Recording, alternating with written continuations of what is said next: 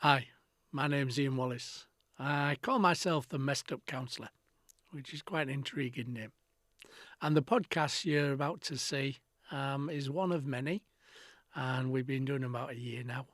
So you can look back and see all the things we've talked about with guests and on my own over the process. A lot of the information I use in the podcast initially came from the first book I wrote in 2011. Why do we do that? What do we do about it?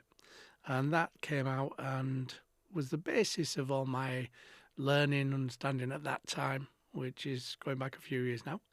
And that process of understanding how the world works for people, how we can alter, change, and adapt it, was kind of what it was there to do at the initial stages.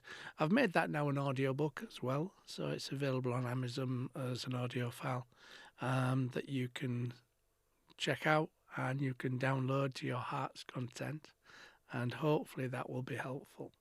In the podcasts, we're trying to look at all sorts of things that about human interactions, human dynamics, the world, and how we might understand it more or change it more. So it gives you lots of ideas and tools in order to think about and look at different ways of being or dealing with things. And hopefully that brings people together and makes people more able to connect and communicate. Lots of topics. If you ever want to connect to me, just obviously drop me a comment on the podcast and I shall try as much as possible to reply. And if you've got any ideas of things that we might want to use on the podcasts, then please let me know. My name's Ian Wallace. Thanks for looking and thanks for listening. Hi, and welcome to another podcast by Ian Wallace. There's a theme to the last couple of podcasts that I've done. So I didn't want to kind of like do 1-2 hour podcast because it would bore you to tears. You'd probably switch off. So I thought I'd break it up into the segments, the bits. So it's kind of like bite-sized chunks, as they call it nowadays. And today what I'd like to look at is just taking that theme a bit further and look at what helps us feel safe when life events happen. How do we cope? How do we survive? What do we use to survive on? So when we're going through those major changes in our world and our lives, there's certain things that would be helpful, and there's certain things that will not be helpful. So I'm going to look at both today. So the things that are not helpful is isolating yourself. Most people will go through a process of trauma and they will initially isolate, withdraw, keep themselves safe. And it does keep them safe to a certain degree. It's not necessarily helpful, but it does keep us safe. So the more we withdraw into ourselves, that is usually because there's stuff happening that we can't cope with. We don't know how to cope with sometimes. So as we withdraw, we'll go into a smaller and smaller space sometimes. So we might withdraw into our house. We might withdraw into our shed. We might withdraw into the gym. We might withdraw into our bedroom. We might withdraw into our bed. And it's that bringing our world smaller and smaller and smaller. That aspects of isolation. Now, when we're going through those things, that is usually what people tend to do that can't cope. And we see that with depression and low mood. And, doctors will say, well, the 3 things that will help lift you won't change the world, obviously. Can't change what's happened, but what might lift you out of that is exercise, socialise, and eat healthily. And obviously, if we're socialising, we're connecting to other people.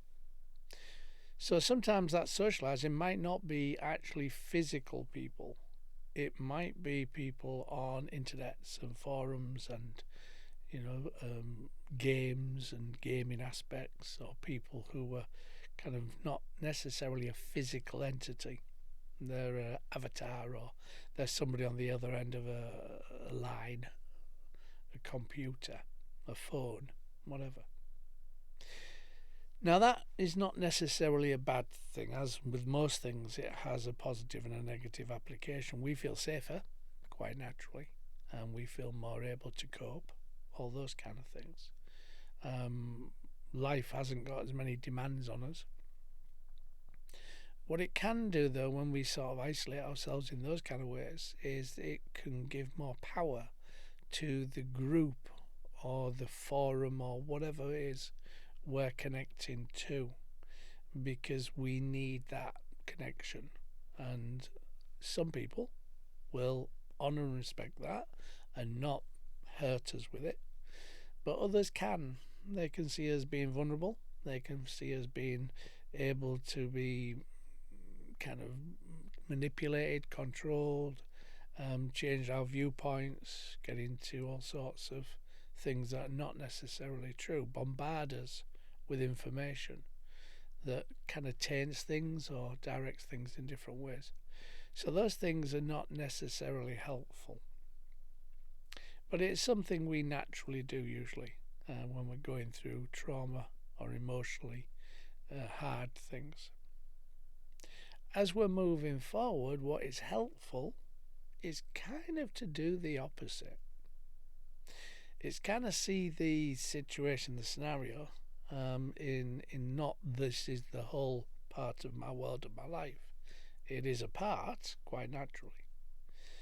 But what human beings tend to do is that we tend to see what the things that are not working well, the situations, scenarios, the events, as the whole of our world, naturally.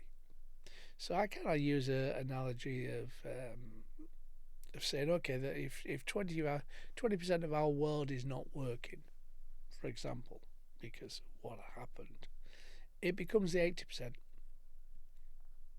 And the 80% that was working becomes the 20%. So we focus on the things that aren't working more than the things that are. And that's usually to keep us safe emotionally. So as we're working on that process, what we need to do when those things occur is to see it as the 20%. And a lot of our work as counsellors is to look and see what is actually working. We still focus on what isn't working to help that person, but we give them the balance. Well, what have you got in your world that is okay, and how can we hold on to that instead of focusing only on the 20%. So moving forward, we're trying to create a process of balance. We're trying to create a process that people can see that there is some hope, there is some aspects of the world that is working well for us, and move forward with that. So I say one of the big things is not to isolate ourselves, and not to isolate ourselves to a group of people with only one view of the world. That's where people do get used and controlled and given all sorts of input that would make their world worse and worse and worse and worse, such as the kind of forums nowadays that are bringing attention to about suicide and things, and then getting people to actually engage with suicide tendencies or suicide actions. So we need balance. We need different views of different processes of the world, in a sense, instead of isolating ourselves. Now, normally we don't want to share those negative aspects, those horrific situations, scenarios that's happened. Normally we believe it's just us that is feeling this way, or just us that it's affecting. So we need to kind of rearrange our mind, our thoughts, our ideas, and to see that no, it isn't just us. There are other people that will have been affected, either because of what's going on for us or something very similar. So it's where you get natural disasters and the terrorist attacks and things, the major things that really are not not the world that we want to have. And the group or the people around that trauma come together usually, and they have support, help, and to share that process, which can be really helpful and very supportive. So reaching out to other people is a healthy, positive thing to do. Now, you won't want to do that straight away, I would imagine.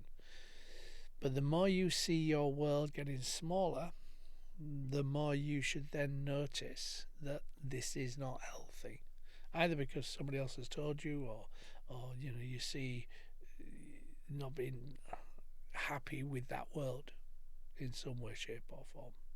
So reaching out to other people is always, always helpful, and to groups of people who understand is usually very helpful.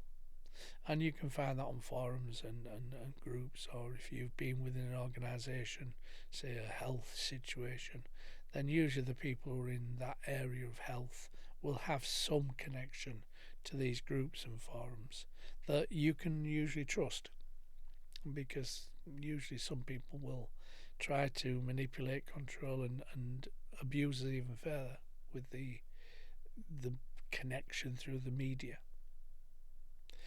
So finding that connection, finding that group, finding that wider aspect is most helpful. Keeping and bearing in mind that it's 20% of your life that's not working, not the 80%, again, is helpful. And these are the things you have to really kind of concentrate on, because your normal process will be to disregard that and see that the 20% is the 80%. And we do that, I think, really to keep us safe, because if we can cope with the 20%, then basically we can survive. So that's the way we work as human beings. So moving forward, looking at that 80%, the balance that is going okay and is working, and building that 80% to become 90%. So reducing the trauma events in a way. So giving us something more to concentrate on might be helpful.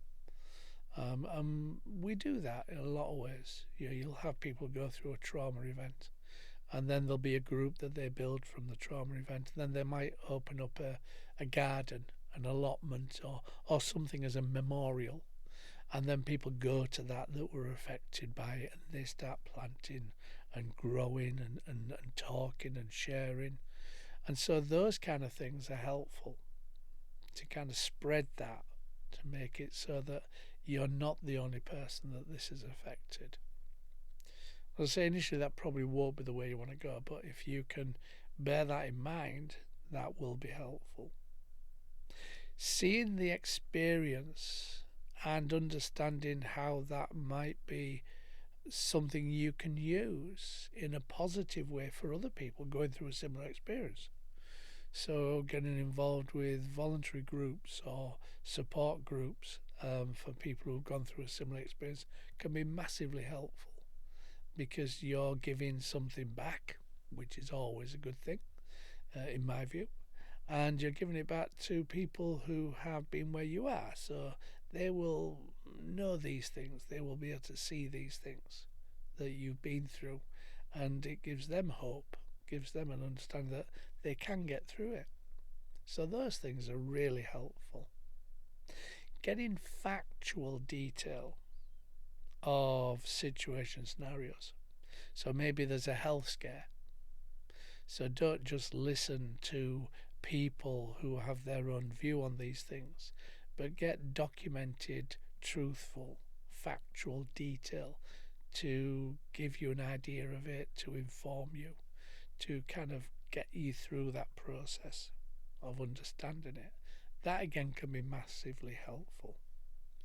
Finding a new project, which is a socialising project. Again, a bit like the growing in the allotment or the garden thing. Again, in a way of maybe giving something back, which is a constant theme for us getting through these situation scenarios, is being helpful to others, seeing a positive outcome to a negative experience is obviously what we're trying to do. Try and write a journal of things, not necessarily every day, although you can do, but on an ongoing basis, to kind of reflect on your thoughts, your ideas, seeing the positive things that are happening in your day.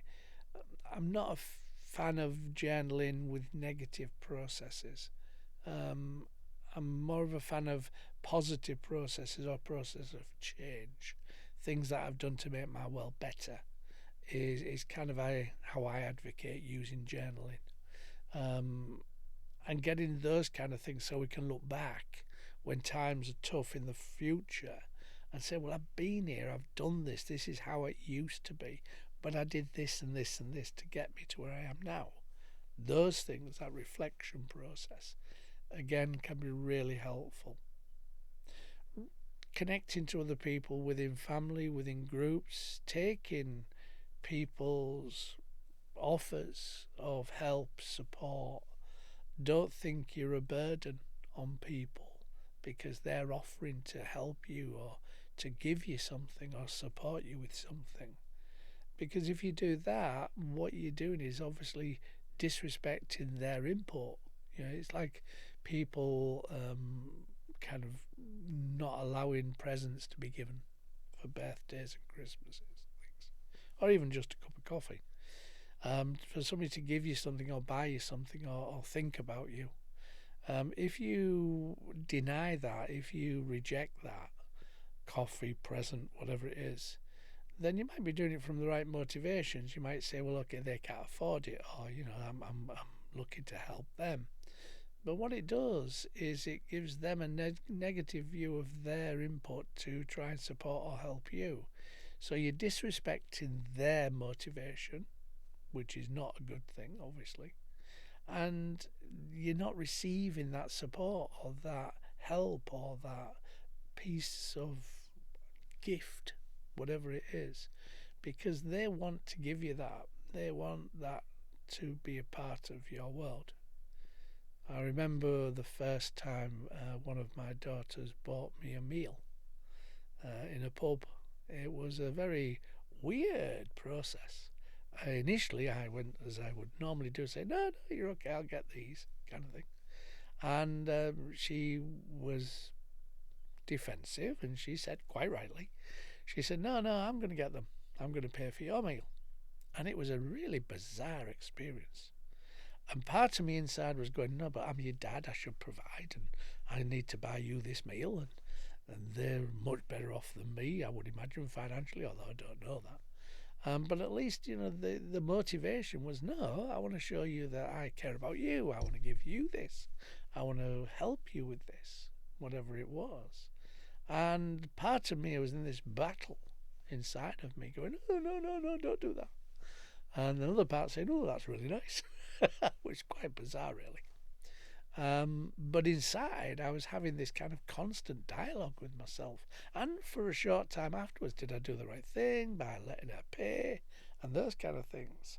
And that process helped me to make these kind of decisions about what I do in the future, because it changed that process. So now I'm much more allowing that, in a sense, and rejoicing in that. Saying thank you, and that was really nice. And it's not such a big deal now for me. It's still a bit unnerving, certainly, but I allow it because I think that helps me, obviously, because they can show me that they care about me, they love me, they want to help me. But it also helps them because it's respecting that process of wanting to help me. So finding that process can be really helpful. Because if we can allow those things, if we can rejoice in those things, if we can just go, wow, thank you, instead of this turmoil inside, which still happens sometimes, that is a beneficial thing for not just me, but for them as well. Because it's right, isn't it, that each person should value and respect each other, and they should provide for each other, and they should help each other as we go through this process. So when you are allowing that help, allowing that support, allowing that gift, whatever it is, that's not just helping you. That's helping the person who is giving you that.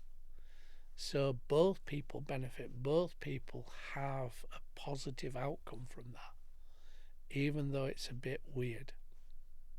If it's a one-way street, not necessarily helpful. If it's a two-way street, it gives each of you that feeling of happiness, that feeling of satisfaction, whatever that pleasurable thing is from giving that we call it. So don't worry about the 20% necessarily, but realize it is 20%. Build on the 20% and try and take it down to 10% or 5%. Try and reduce its effect in your world and your life. Not by isolating, because that's not helpful. By socializing, by getting many people's input, not just one group or one person's input, so that you can have balance in making your choices and decisions of how you go forward. And if somebody does want to give you something and it's done in the right way, with love, then rejoice in it, allow it. Don't stop it, because that doesn't do either one of you any good. Because people love you, care about you, they want to help you, they want to support you, they want to give you all those things. And that's a good thing. Hopefully that's given you a different idea of how to look at things or work with things. Because life, unfortunately, does throw us a curveball every now and again. And it will demand things from us and not necessarily be helpful in a lot of ways. So if you've liked this, or you thought it was interesting or informative or giving you a different way of looking at things, then please like or share and subscribe. And you never know, somebody else might be helped by that you were not aware of, that they had those ideas or thoughts. My name's Ian Wallace. I'm the Messed Up Counsellor. Take care. Hi, thanks for listening to the podcast, and hopefully it made sense and was interesting for you. Please subscribe, like and share. With the podcasts, you never know who will be helped by the things we talk about, things we share. We don't normally tell people our problems, but by sharing it and helping other people to understand things.